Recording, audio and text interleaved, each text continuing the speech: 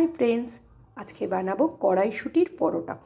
তার জন্য আগে থেকে বেশ কিছু কড়াইশুঁটি ছাড়িয়ে নিতে হবে।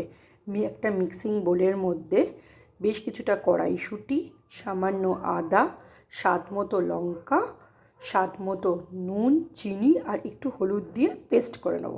পেস্ট করে একটা ফ্রাই প্যানের মধ্যে সামান্য তেল আর তাতে একটু কালো জিরে এবং একটু হিং দিয়ে এটা পুর রেডি করে নেব।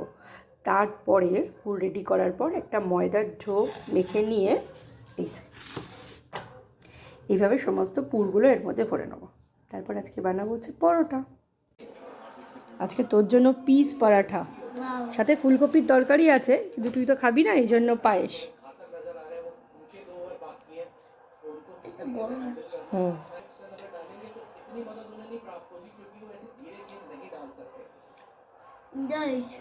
সুন্দর হয়েছে। আচ্ছা, খেয়ে নাও, খেয়ে তারপর ড্রয়িংটা কমপ্লিট করবে।